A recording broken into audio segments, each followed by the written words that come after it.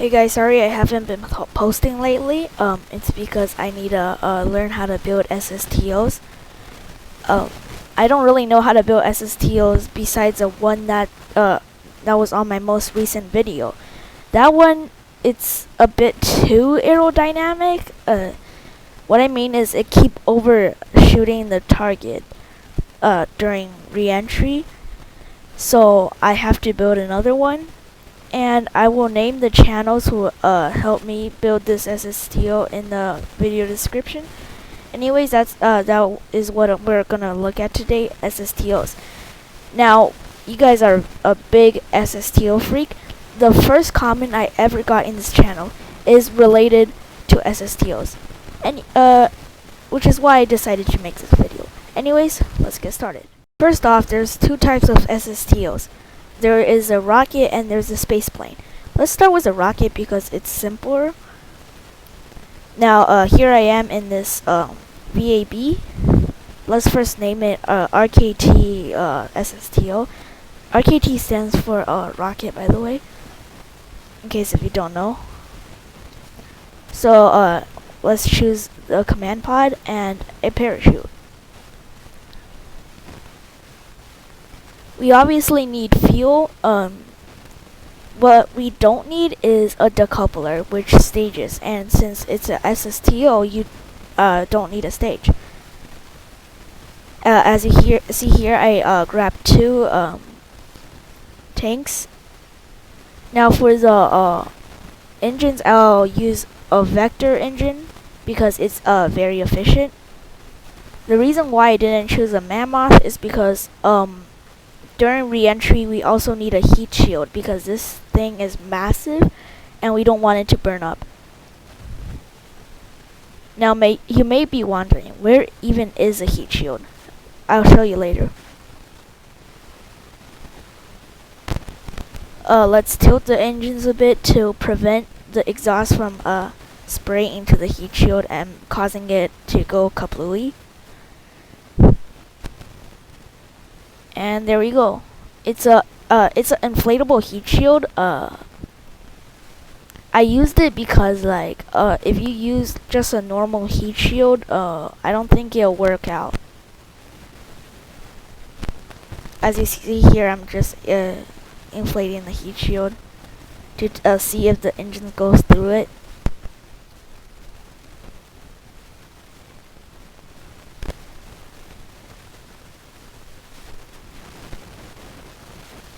Right now I'm checking if there's anything I forgot. Obviously, one tiny parachute isn't gonna do the work, so we're gonna need, in fact, 17 parachutes.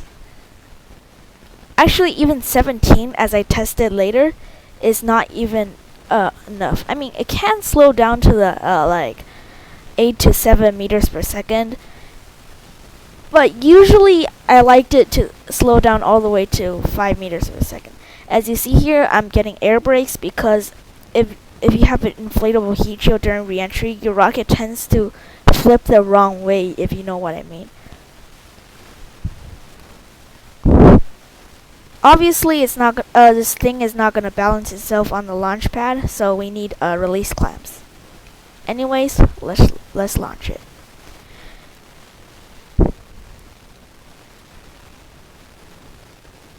And as a caption said, you don't need to copy my rocket.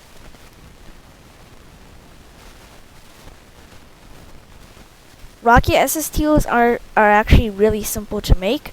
All you do is grab tanks and engines and basically, and parachutes. I seen a YouTube short video on someone who actually made a SSTO in 4 seconds. Actually, I am very impressed with that person. This SSTO, I think I took about 15 minutes. I'm really bad, I know. As you see here, I'm having problem controlling it. I don't know why, but it was working before I filmed this. Also, if you noticed before, when I was about to launch it, I was fixing the staging order and the engine thrust limit. That's because I forgot to change the staging order in the VAB, so I changed it now. And I need to adjust the vector like engine's thrust because it's way too powerful. And we're getting some reentry heating right now.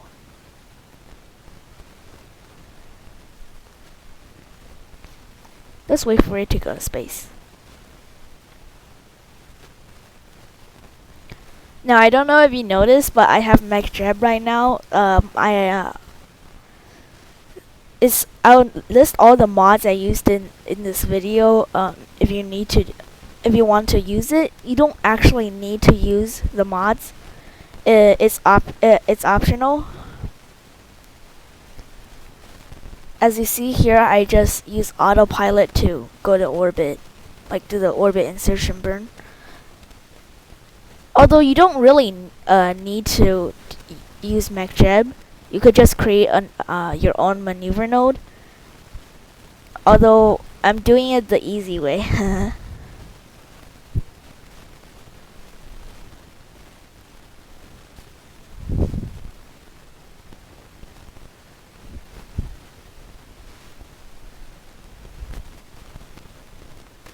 As you see here, it's kind of getting unstable.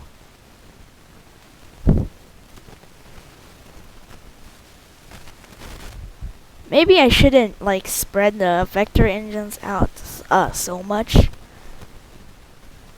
But it looks cool, right?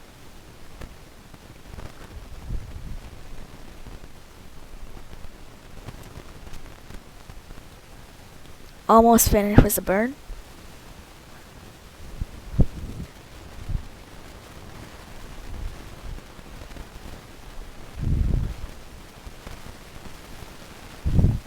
And now we're in orbit. This is why it's called SSTO. You never see me stage in this one singular time in this video, which is why SSTO is kind of cool to you guys maybe. I don't really think SSTOs are cool. No offense to those SSTO lovers out there. Anyways, we need to recover the vessel so we can bring our brave Kerbals home. So we're gonna just do a deorbit burn.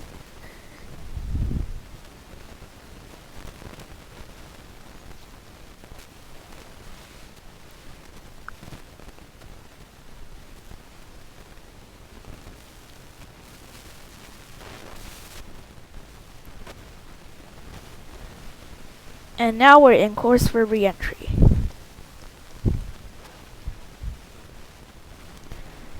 Now, as you notice here, I forgot to add action groups in the VAB. So here's a good thing about this. You could edit the action groups while you're in flight, which is one of the cool things about KSP. As you see here, I'm setting action group 1 to inflate heat shield and extend air brakes. And yeah, that's all I need for reentry. Plus parachutes.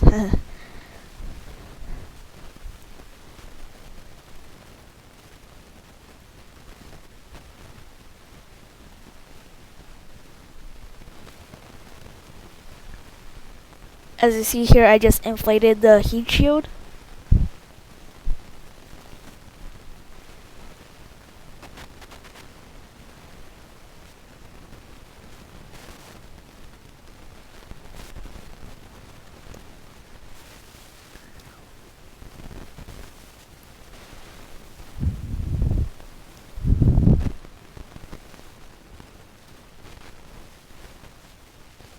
And we're preparing for reentry.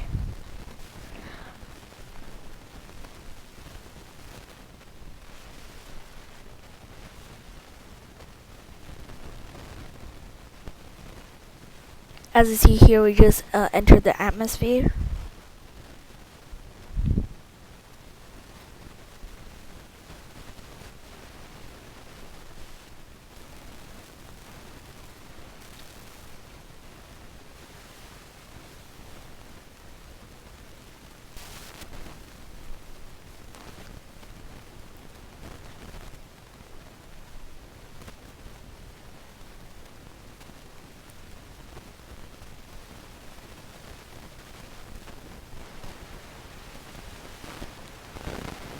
Let's wait for it to have some atmospheric effects.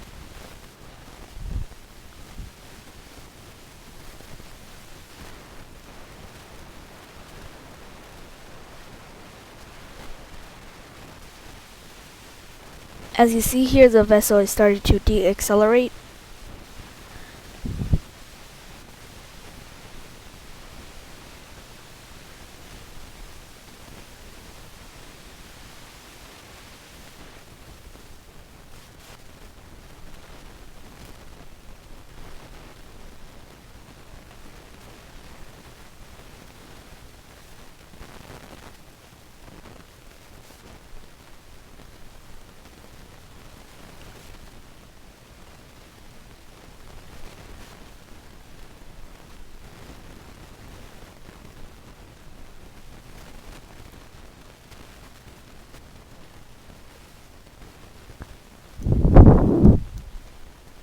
If you're wondering where I guess get the dust trails from, it's actually a mod. I will do a how to install mods tutorials in the future. So if you wish you had mods before, well, I got you covered.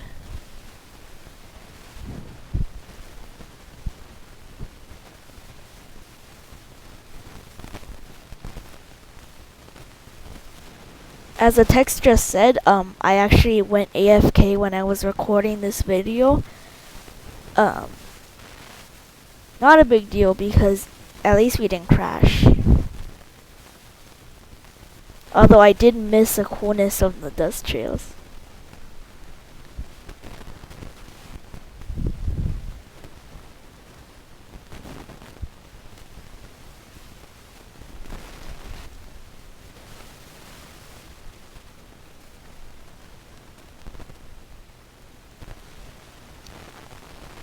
As you will see later, I came surprisingly close to the KSC.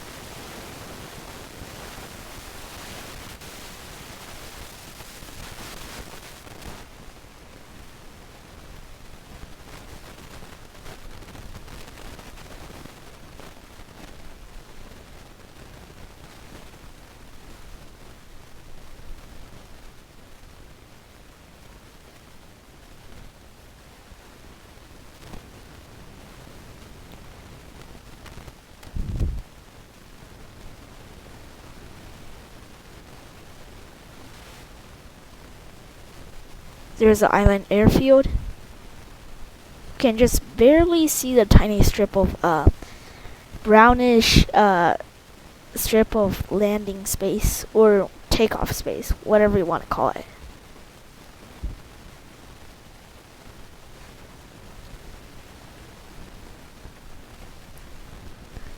And you see our parachutes opening.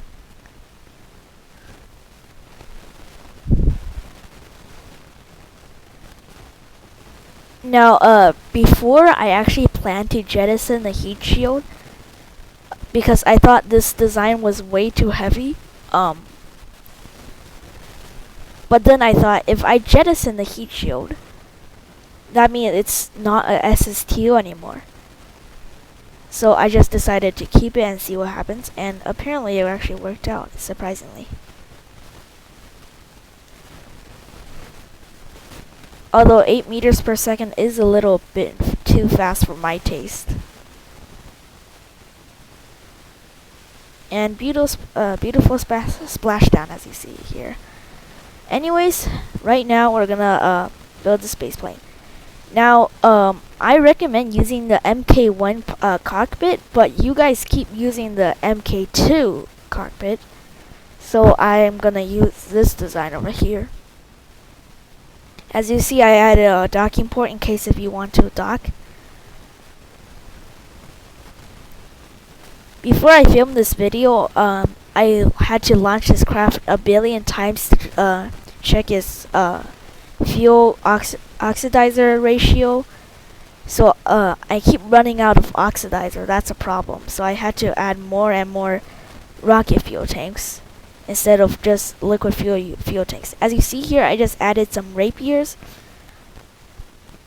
I will explain the physics of rapiers in like a little bit from now. Add like a liquid fuselage, a fuel fuselage, and a rocket fuel tank.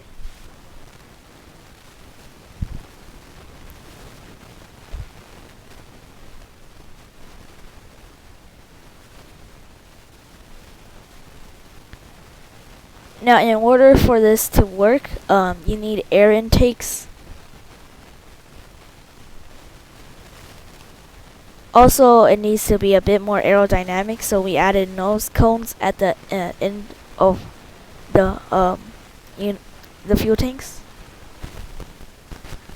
Drag it out a bit, and then put it in a position where you think it's like probably reasonable. Let's grab a delta wing and then move it back a bit.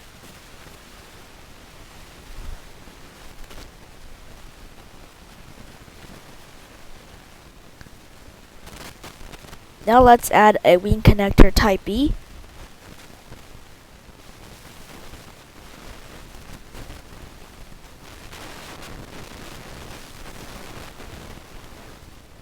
Now, if you're someone who played like KSP like for a decade, and you see me doing some mistakes, please tell me. I only play KSP for like a year, so don't laugh.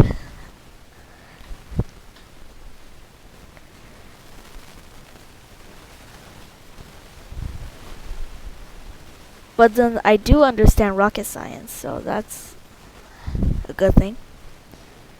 Now, it also needs air control, so let's grab a Elevon 3 and an Elevon 2.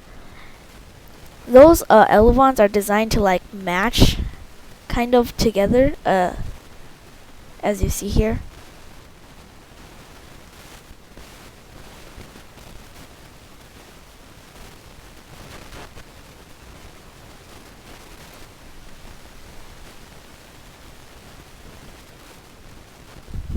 Let's grab a structural wing type D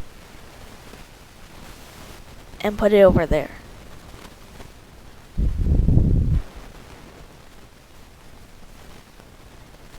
Leave in the comments on what video should I do in the future.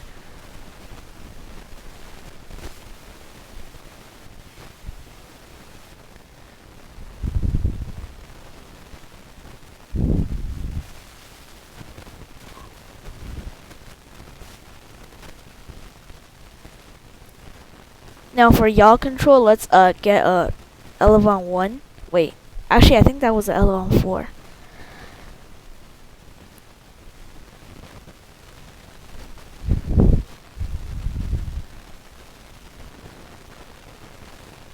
Honestly, that's a best good looking space plane I ever built.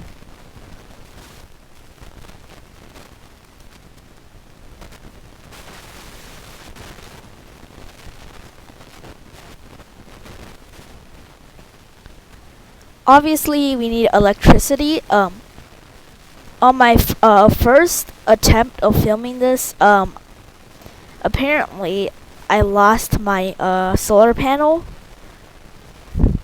so the mission was cancelled because the SAS doesn't work without solar panels, or it doesn't work without electricity. Let's get landing legs.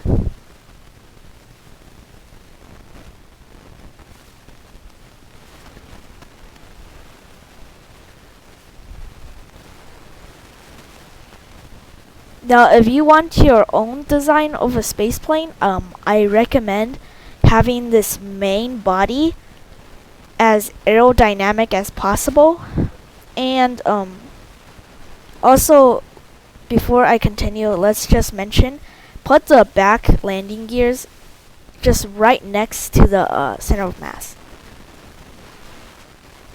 Also, if you want to add RCS to dock, make sure in they're the smaller sized and in the variable which has like 5 thrusters on it.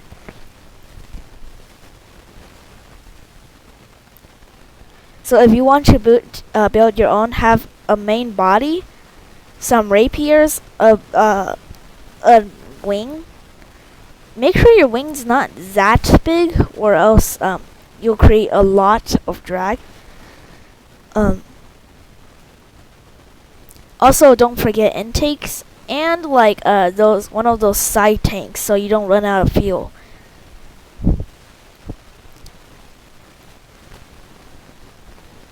As you see, I just opened fuel delivery overlay. Actually, I did that for no reason at all. I just think those lines just look cool.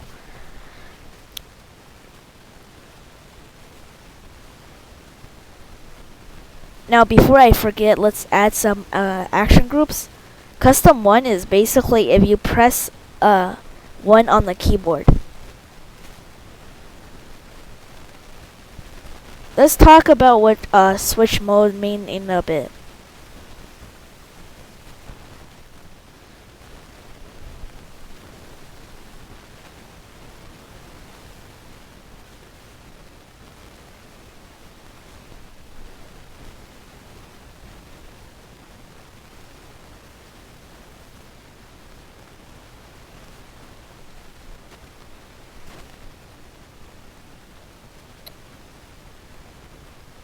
Also, turn it on manual switching, and isolate the controls for the elevons. Automatic switching is basically is switch from air breathing mode to closed cycle mode in like an altitude, but that's kind of hard. Anyways, time to fly.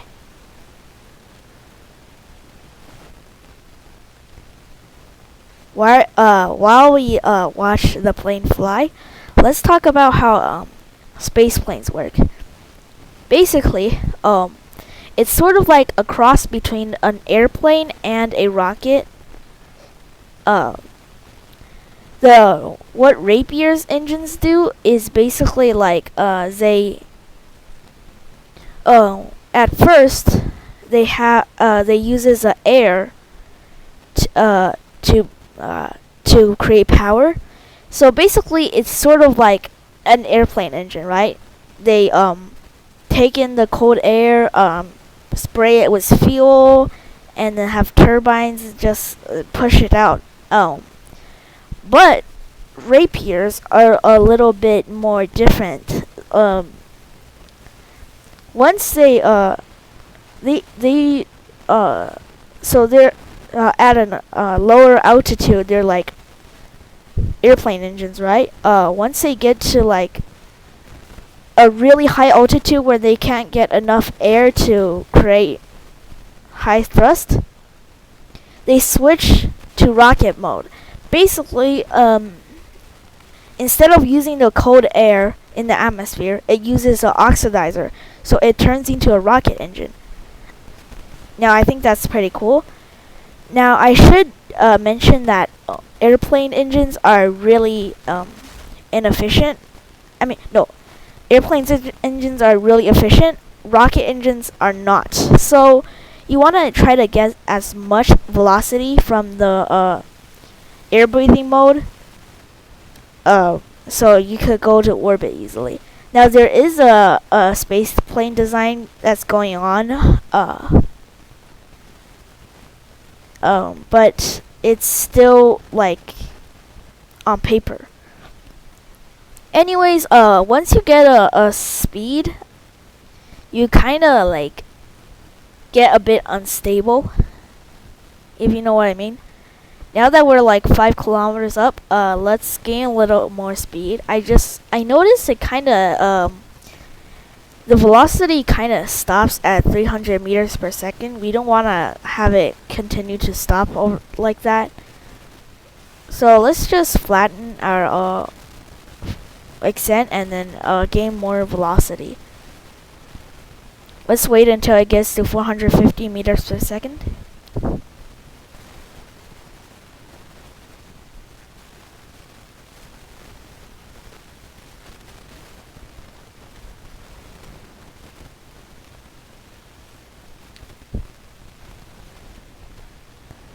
Now that it reached 400 meters per 450 meters per second, let's continue to pitch up 10 to 20 degrees.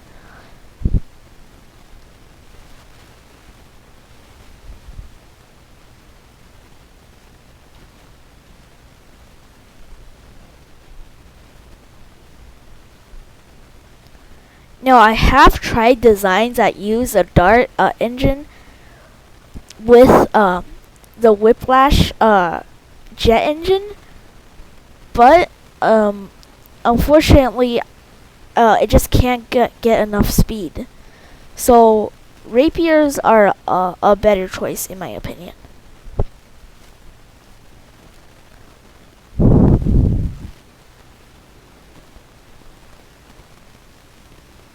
Anyways, if you start to see flames, no, it's normal for space planes. You're just getting very fast.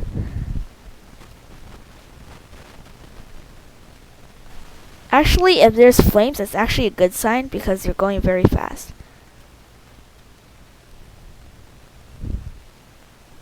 And apparently, my mod likes to do that effect where it looks like you're burning up. Anyways, we reach 20 kilometers. Let's gain as much speed as possible. Once the the speed starts to go down, we'll switch modes into the rocket engines cycle.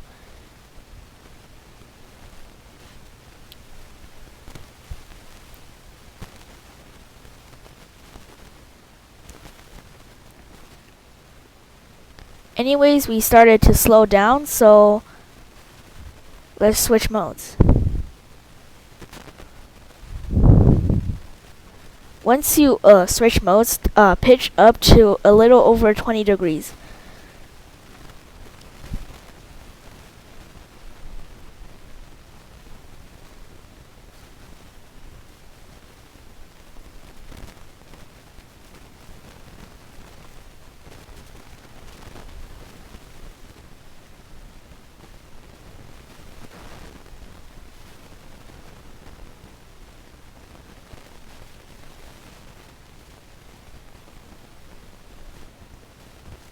Once time to apoapsis turn into T minus a minute, probably throttle down.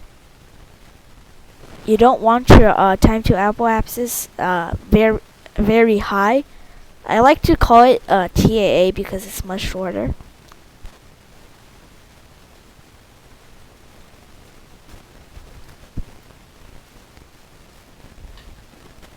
And try to keep TAA at 1 minute and 30 seconds. Excuse me.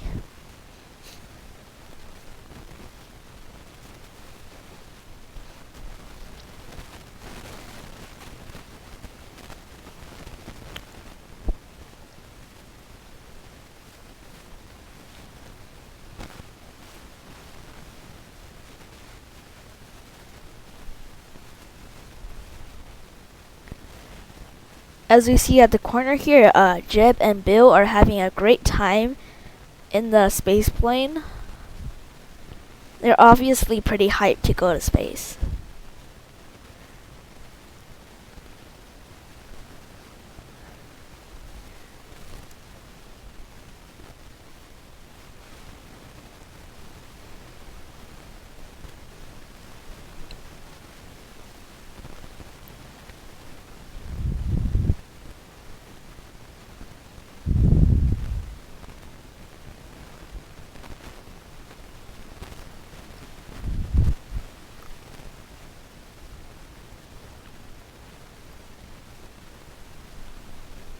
One thing I just noticed is that I did not add canards on here. I think I probably forgot, but this thing actually flies fine without canards. I don't know why people use canards anyways, to be honest.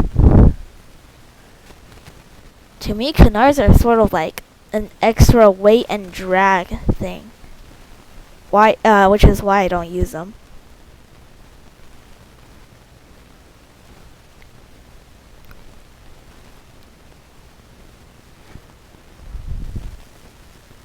Wait until your Apple axis turn into like 80 kilometers.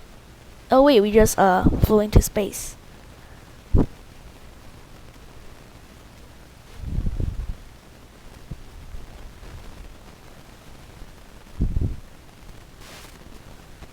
And engine cut off. Now we're not actually in orbit yet. We have to do the orbit insertion burn, which I will cheat with mods.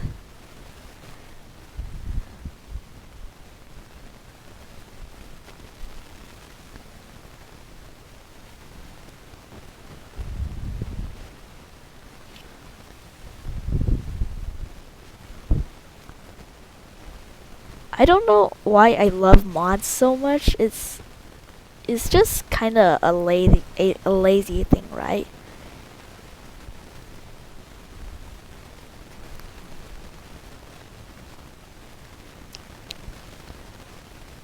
Anyways, we're performing the orbit insertion burn.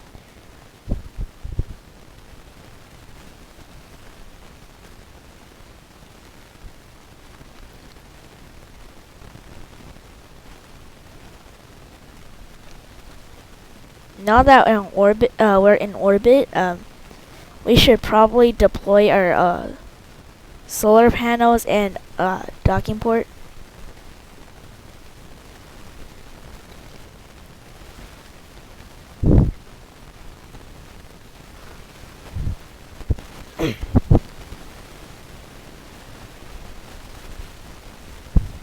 We'll wait until we finish charging our electric charge.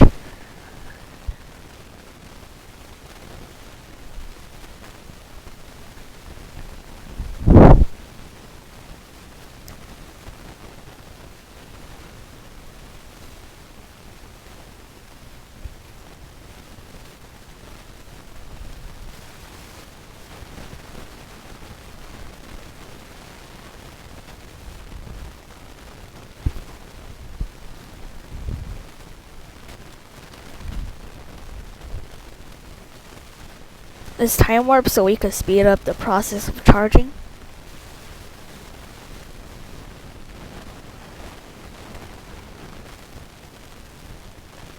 Now that we finished charging, let's start our descent. Before we do anything, let's quick save in case if anything goes wrong, like we smash into the ocean or we burn up in the atmosphere. You know, that kind of stuff. Or we crash into the runway.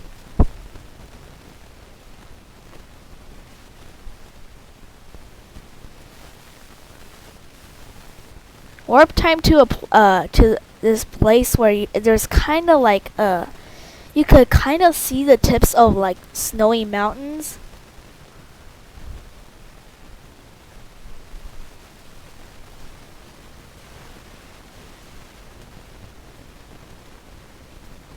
And there's the snowy mountains as my mouse was pointing.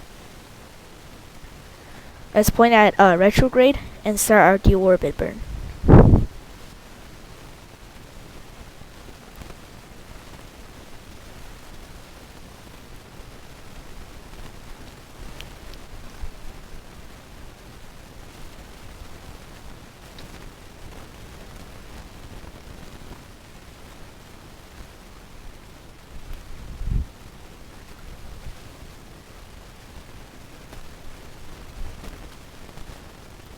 Now heading on prograde.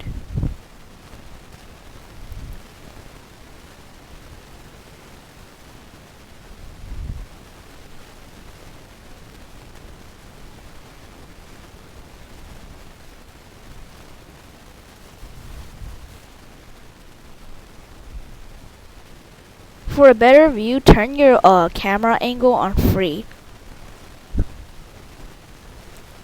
You also want to move your center of mass as far forward as possible so that your craft is stable in reentry.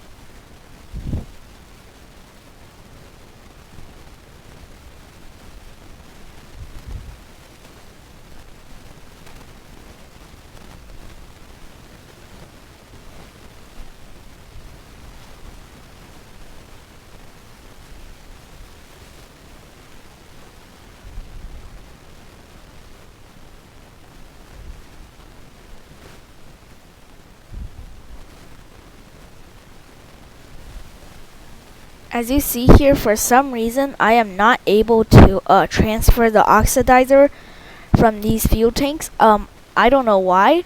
I think it's a game glitch.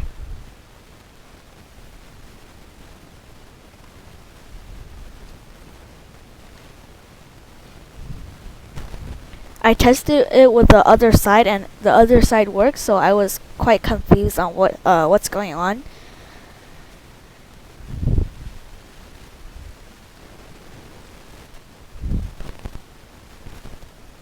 So then I started clicking random buttons.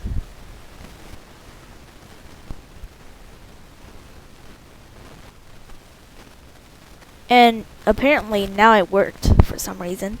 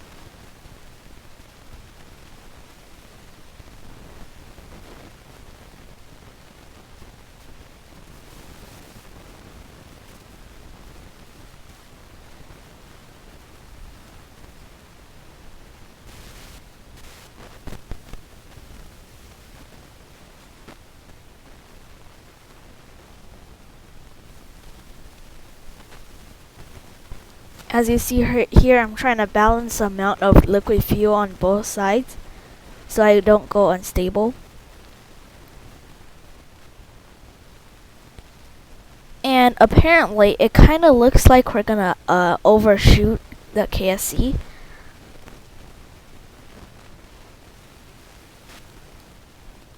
Overshooting is a problem, but undershooting it's not that big, because you could, assuming you have extra liquid fuel left in your fuel tanks, you could use rapiers to catch up to the KSC. But if you're overshooting, you just had to like produce a lot of drag during reentry.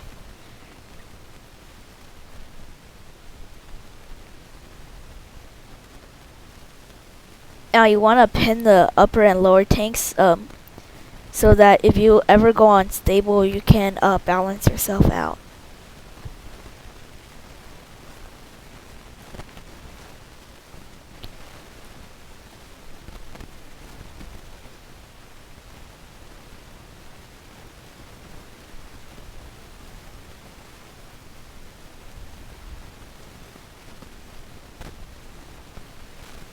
Now that we're in the atmosphere, it's time to create a lot of drag so we could not overshoot it.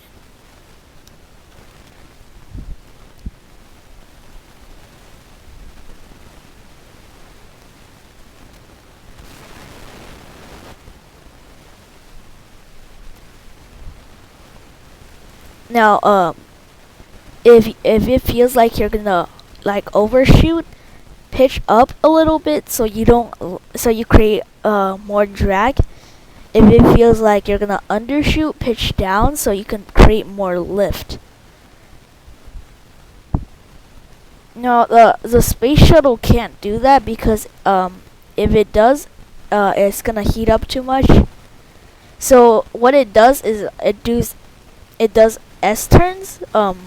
Like basically it turns to this side a bit, and then it turns over there a bit. It turns over there a bit to create a lot of drag instead of lift.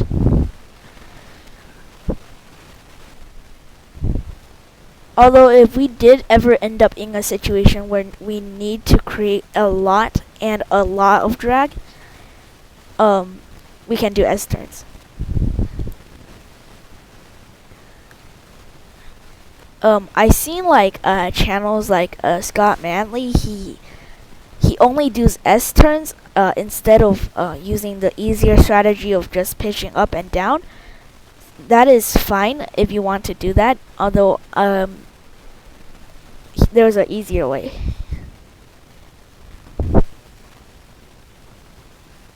As you see here, I'm kind of concerned of overshooting the target.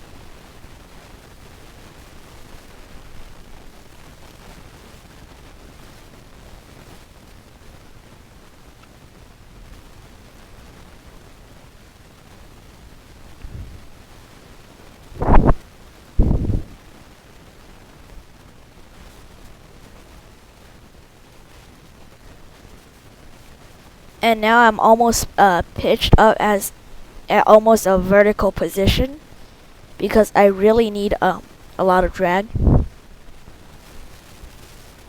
And I'm kind of starting to become unstable, so I'm doing fuel transfers to stabilize the craft. Although don't transfer it all the way, or else you're gonna flip over.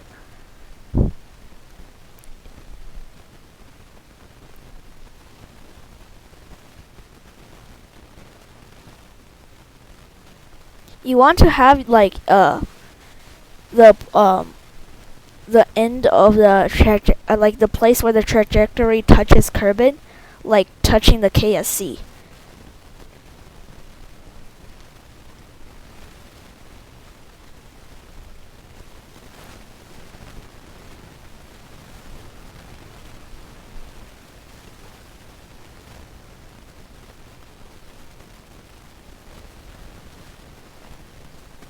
Right now I'm starting to do some S-turns because I really need drag.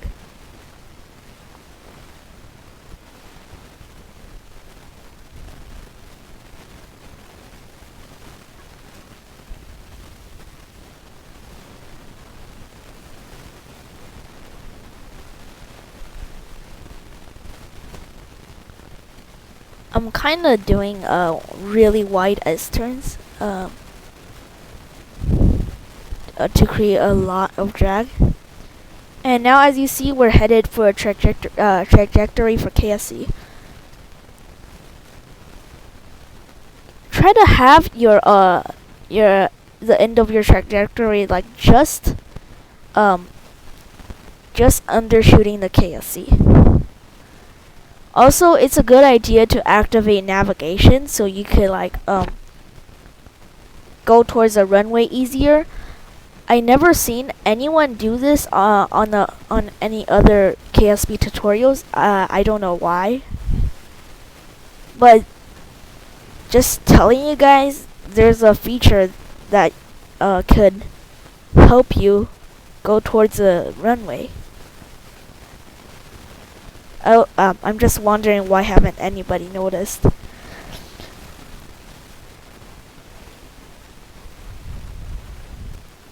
Now I'm kind of undershooting the target, so I'm trying to get the trajectory back up a little.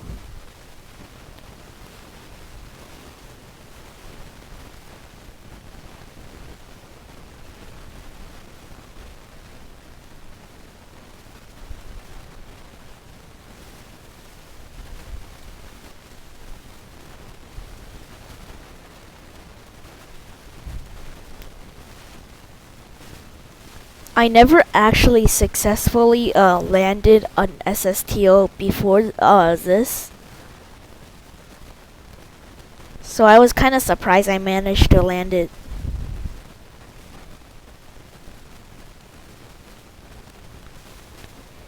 You want to reach below 1,800 meters per second.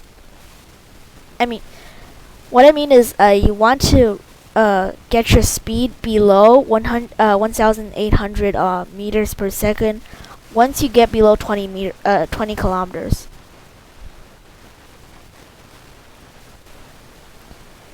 As you see here, I'm on the right trajectory for KSC. Just need to clear those mountains over there.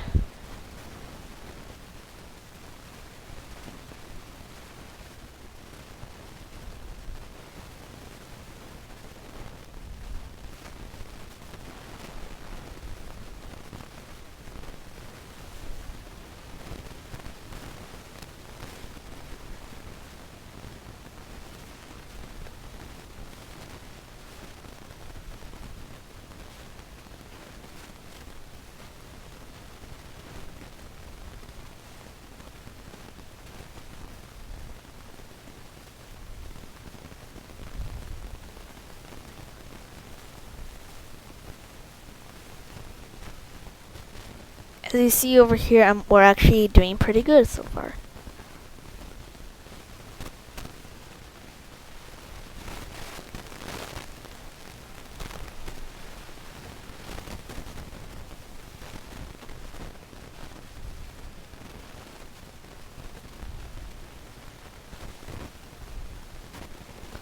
Now we can unpin those fuel transfer signs.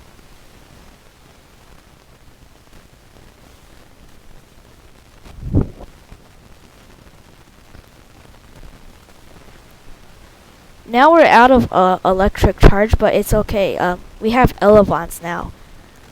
I mean, we're in the atmosphere, so our elevons also works. So we don't need our gyroscopes.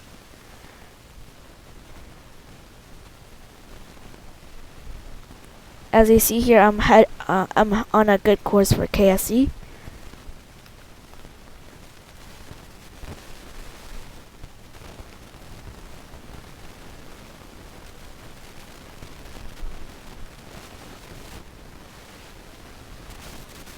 Try to aim yourself at the KSP navigation marker.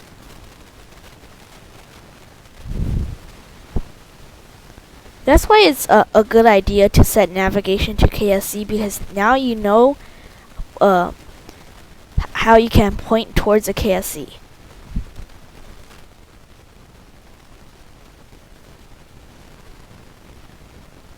There's a lot of like features in KSP KSP where I never seen players ever use.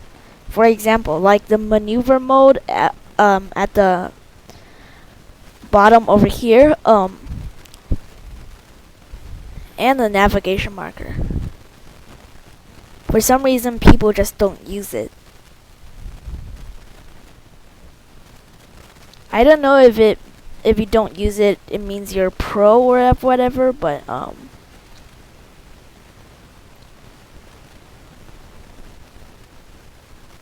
it really helps you. Anyways, we're kind of slow, so we're kind of losing control of this craft. I forgot to mention, you should probably turn your camera angle onto chase, so you have a better alignment view.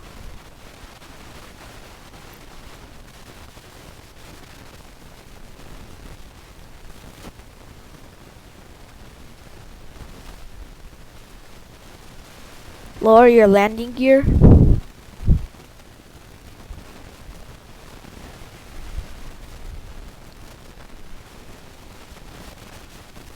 And touchdown. That's actually the first ever successful landing of a SSTO in I ever done, so I'm actually kind of surprised.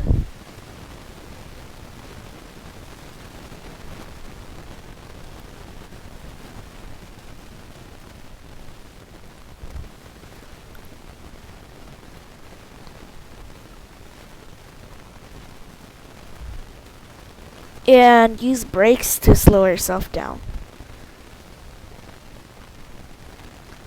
I like using the entire runway. Anyways, I hope this video is helpful, and I will see you next time.